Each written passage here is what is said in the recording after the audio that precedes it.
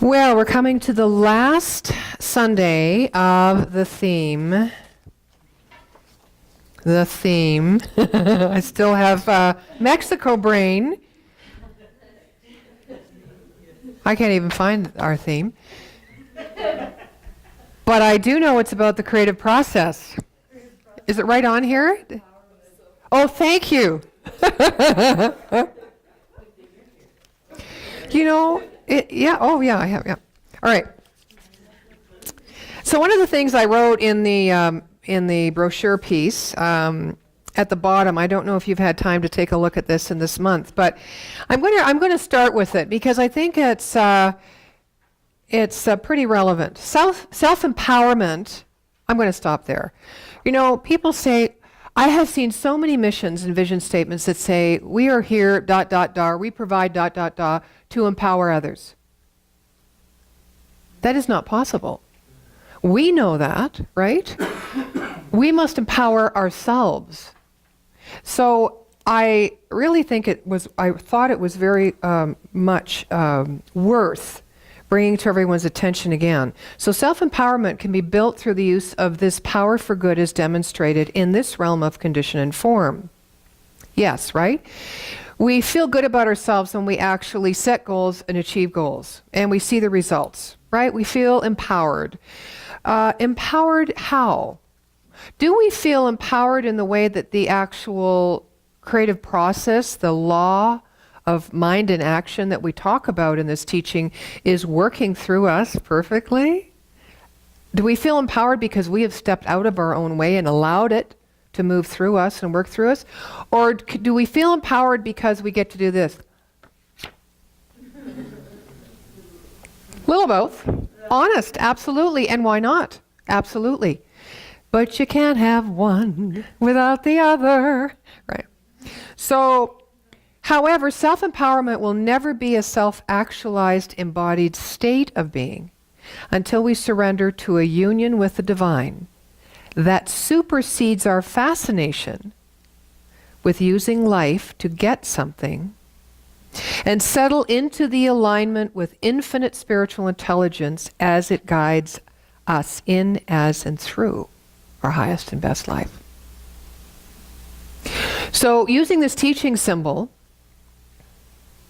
what this means is we need to spend our time opening and belonging to ourselves completely as spirit. Not as Alan and Maureen and Monica and Diane and Angie. We don't leave ourselves behind because our unique personalities, our unique ideas, our unique gifts is the channel for spirit to express. So it isn't one or the other, it is both. But where do we bring our mind? Where, when we contemplate life and what is possible by means of us, do we go? Do we go into, okay, well, I've done that. I haven't quite done this yet. So, and I did promise myself, and I made that commitment last year, and now it's this year. Where do we focus when we want to take a new step to allow that energy or that power for good to use us? Where do we focus? We usually focus on what has gone before. So what we want to do is we want to focus up into the realm of absolute possibility, which is us here and now, right now, in the present moment. Not yesterday, not tomorrow, here. Okay. There is a power for good in the universe, and we are self-empowered when we allow it to use us. So, let me tell you how I didn't let it use me in Vegas. Yeah. Okay. Hello, Miss Rogers. We have your room ready for you. Well, thank you very much. You wanted a non-smoking room? Chatter going, well, of course. Yes, I ordered a non-smoking room. We get up to the room, and all we can do is smell smoke. And I couldn't figure this out. Oh, well, to cut to the chase, we were stuffing the towel, and no windows opened. You know, the crack under the door, and you go into the bathroom at night, and it comes down through the vents, and I'm thinking, non-smoking room. What was I thinking? Okay, first thing. And of course, there are many, many, many things, okay? So now we get outside, and of course, everyone's smoking. Some are throwing up, you know. Some are trying to get their clothes back on. Some are taking their clothes off.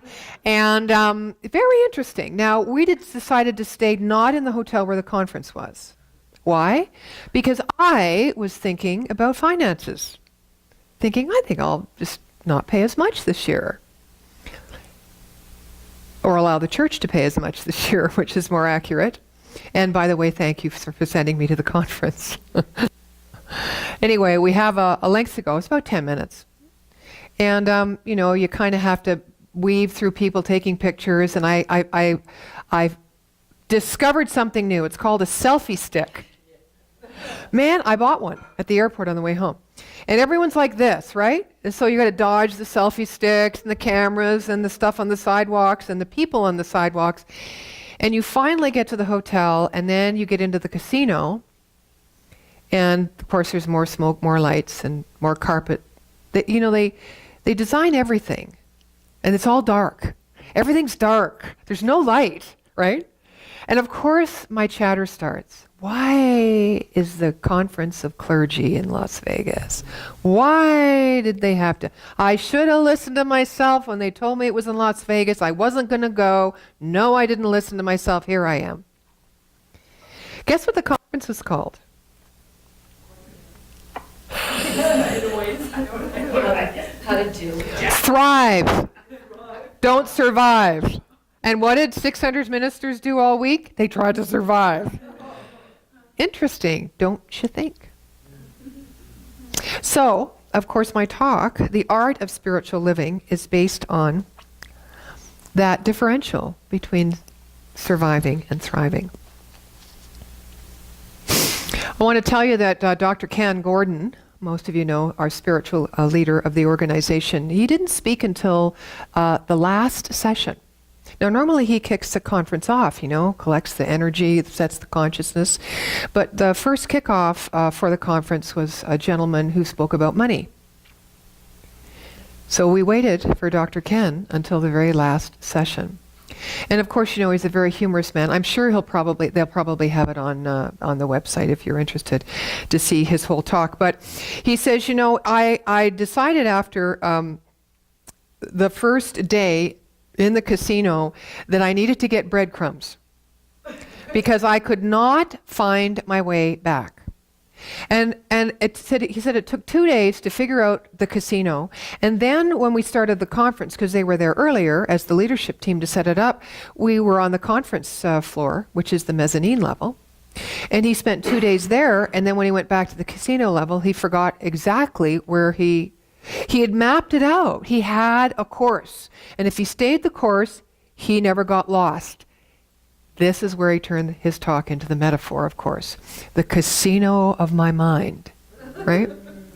So the breadcrumbs, right? What are the breadcrumbs? Where do we mark? You know, I knew that when I went down to the bottom of the escalator from the convention floor to the casino, if I turned right and went into that restaurant, I could have a green salad and white rice with avocado on the side every day. So that was my surviving, right? I knew exactly where it was. But if I tried another restaurant and then I broke what I knew was good for me and I went somewhere else, then I got off track and I had to find my way back again. So this idea is very similar when used as a metaphor, of course, in our mind. We have thoughts, we have ideas, we have goals, we have our imagination, we have our ways, our behaviors. When we start stepping onto the spiritual path, and God help us if we can start to actually express life, as Mira gave us an example of, we don't have that pattern to rely on. We don't have our behaviors or what we do when. We don't have our toolkit, right, as we know it. We have to open up to know a greater truth, which comes from loving ourselves, not from judging ourselves. That greater truth is held in love. So speaking of judgment,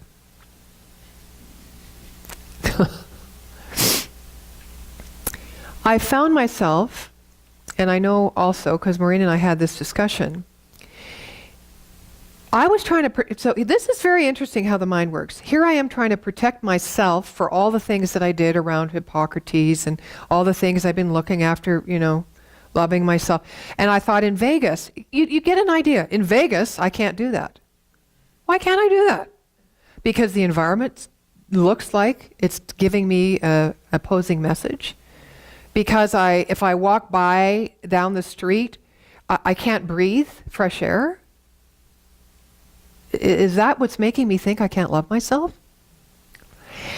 I started to judge the outer effects as things that were holding me back from my own health.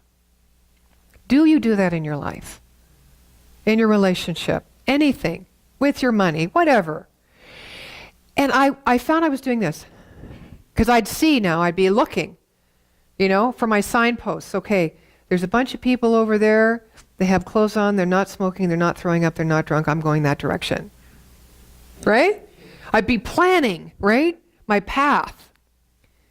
Which, of course, is not the spiritual path. But anyway, I go like this. And if I was wrong and someone jumped in on my path, I go, I was holding my breath. And about the second, third day in, I said to Maureen, I was sick. I went to bed twice at 6 o'clock at night. I could, because I was eating not the right things, and the smoke, and I'd done this whole thing in my head. What I realized was I wasn't letting life in. That was the only thing that was making me sick. Yeah, you get it, don't you? What a great lesson, once again. So I started to breathe. And this big knot in my stomach started to dissipate, And everything in here started moving. Oh, who knew? It was breath. It was not stepping back and withdrawing from life. It was just experiencing life. It wasn't judging even through the observation, because when we observe, we see the differences, don't we? We also see similarities. In Vegas, I didn't see many. I saw mostly differences, but I still judge them. Instead of just going, oh, I'm in a new experience, breathe. Wow. Sounds like college all over again. It is a tough place. And when you multiply me by most of the 600 ministers that were there, then you get an intensified energy of holding breath. Wow. I'm sitting down in a row. We're doing the opening ritual, which was beautiful. They did a fabulous job. And the band, of course, the music was there, and Erica and Lisa. And, oh, it's beautiful. Anyway, I'm sitting beside a couple of our elders in the movement, and there's 2 empty chairs beside me, which I like, right? So I put my bag. Any of you ever do that? It's like I'm defining my boundary. I don't want anyone next to me on this side, right? I'm too crowded. Everything's so crowded. I want space. I'm defining my space. This man, minister, comes up. He takes my purse off the chair, and he sits in the chair. And I give him one of these, like this, like, no. And he goes, there's enough room for me here. So I, not so spiritually, but kind of kindly on my facial expression, moved my purse over to my side. And now I'm sitting like this. And not enjoying myself. And I'm saying, Nadene, you can handle this. You can survive this. I never did thrive come into my mind. Not in a million years. So now the music starts, right? We do the ritual. I have a little motion. I'm letting go, breathing, come back, sitting. I feel centered. And the music's going, and people are standing up. And my minister person on the left, whose name I never did ask, stands up and he's going, and the elbow's coming like this, and I'm thinking, All right, I'm done. I'm out of here. I got up, got my purse. I said to Charles next to me, I can't take another second of this. I'm leaving. Now, I get home. I think that was the night I was really sick. I get home and I think, okay, what did I see there? What I saw was, it wasn't wrong to decide to get up and leave. Because normally I would have said, oh, you can take this, just change your mind. How many times have you said that to yourself? Just think a different thought, right? Well, the point was, I couldn't think a different thought in that moment. So I did what I knew to do to take care of myself. I could have stayed in that chair and worked and worked and worked at it. What would that have served? It would have served this. But it would have left me going, so I decided to leave. And I went to the back of the room where Dr. Arlene Bump was sitting in the first place. Not that I took her guidance after she's been doing this for 50 years. She always sits in the back because she's learned, right? And I think, she said, oh, sit back here with me. I went, no, I want to be a part of it. Isn't that interesting? I end up right back there, right beside her in the empty chair. It's great.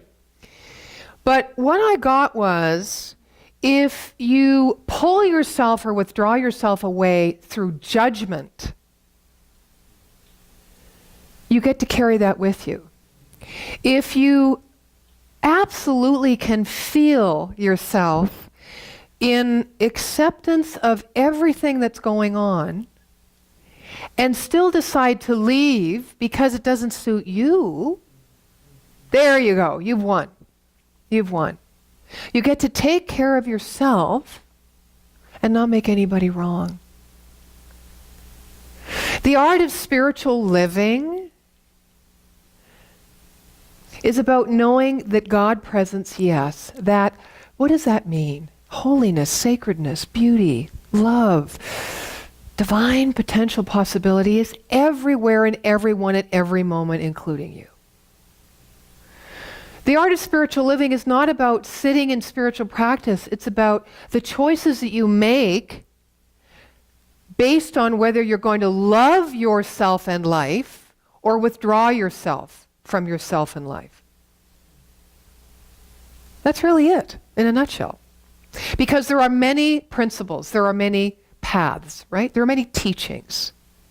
You get to pick. You get to choose it all the time.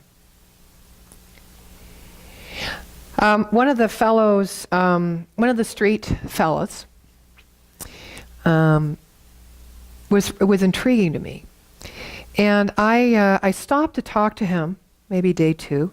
His name was Reuben, and he was sitting very. No wonder I was attracted to him. He was sitting in a yogi position, very peaceful, right? And it was like. Whew.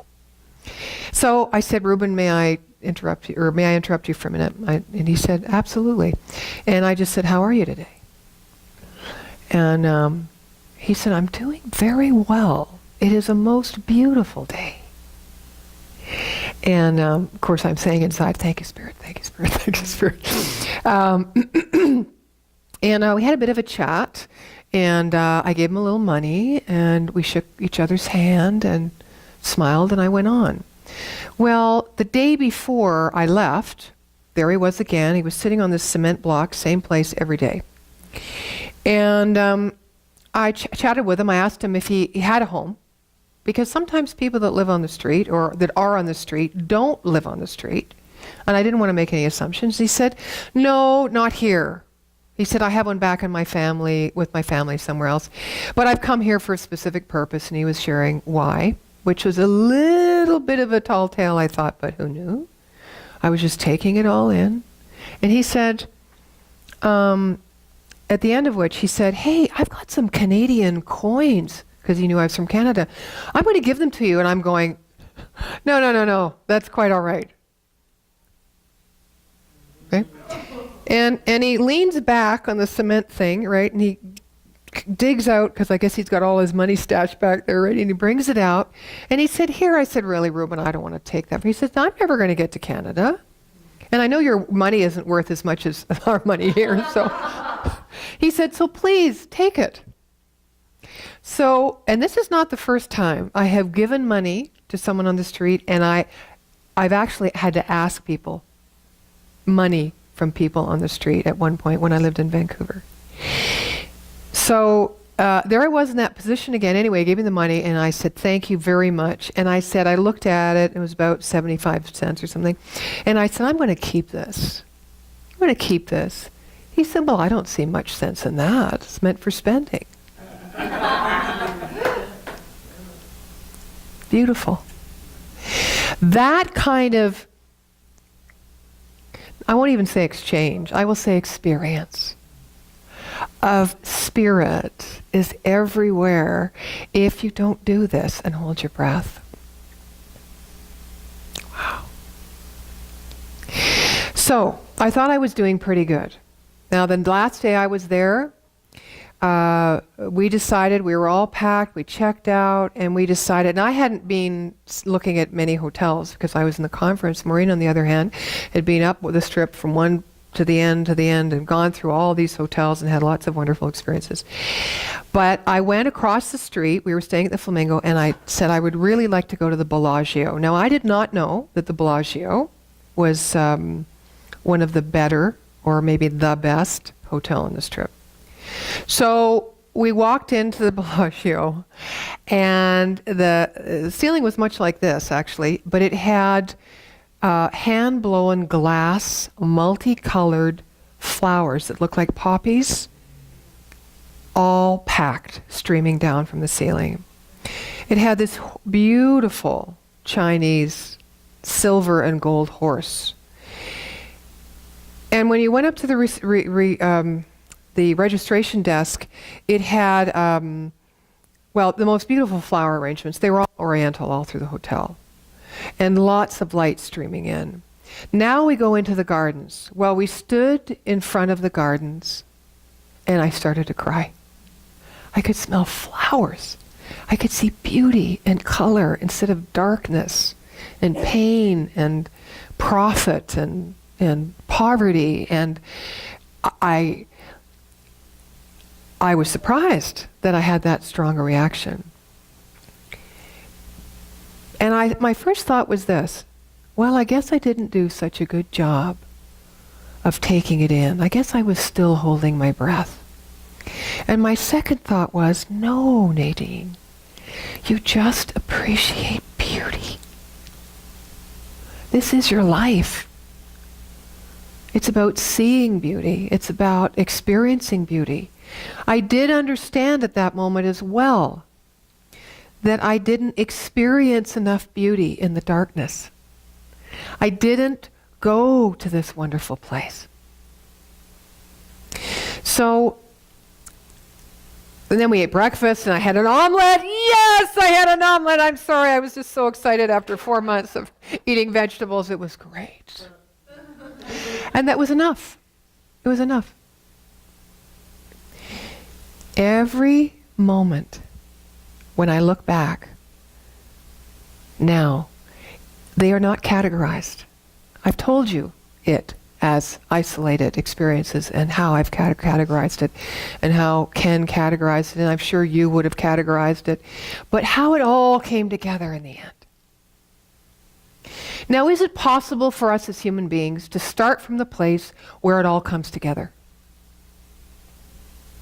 If we are on the spiritual path, and if that is our commitment to ourself, is to know that we are whole, perfect, and complete. Everyone is whole, perfect, and complete.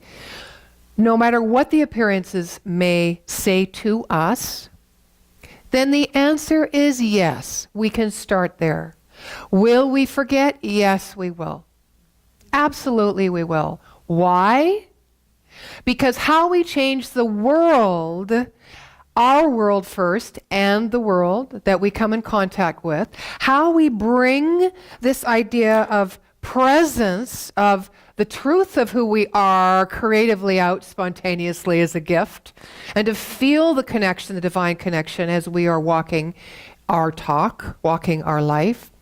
How we do that is to learn what there is to learn, to see what there is to see.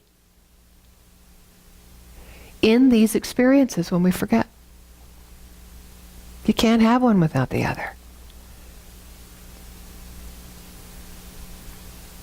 So what are your breadcrumbs? Do you have breadcrumbs? Breadcrumbs are a good idea.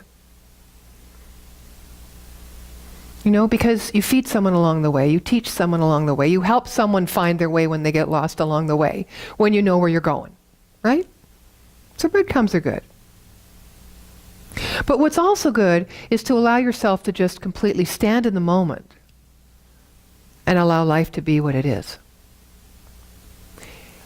Knowing that the art of spiritual living isn't sitting in spiritual practice.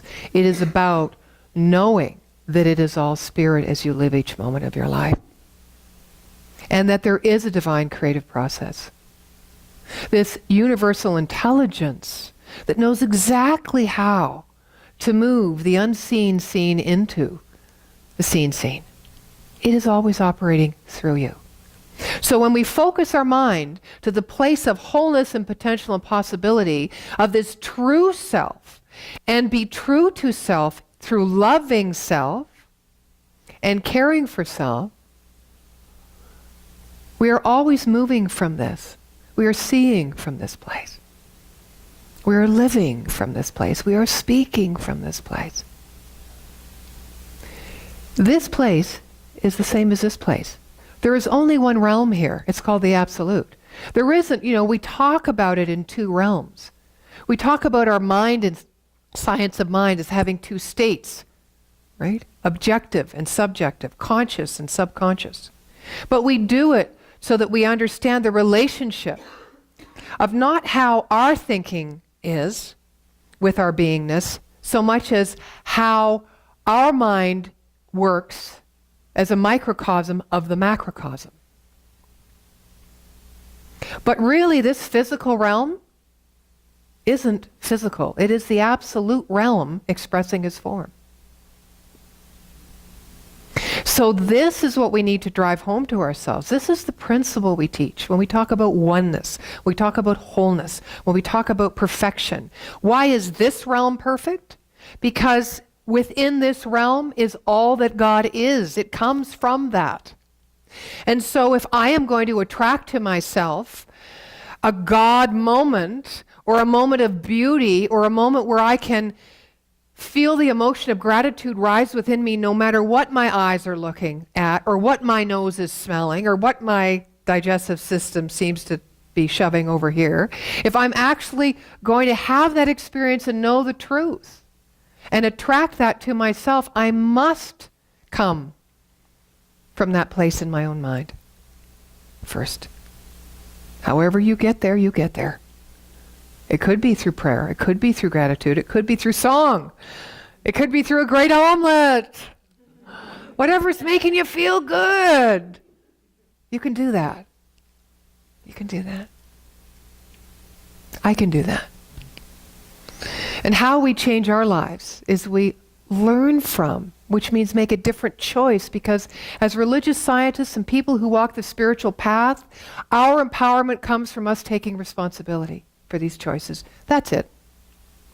It isn't about what we're doing out there in Seva. That comes from taking responsibility for our choices. This is a natural outpicturing, an outflow. It's a preference. It's another choice. That out there and what we do isn't going to make us any more spiritual or give us any more answers. It starts here, in knowing the truth of who we are, in taking care of that truth, and being responsible to ourselves to walk the path and let it look like it looks. And say, thank you, God. This is a good day. And so it is.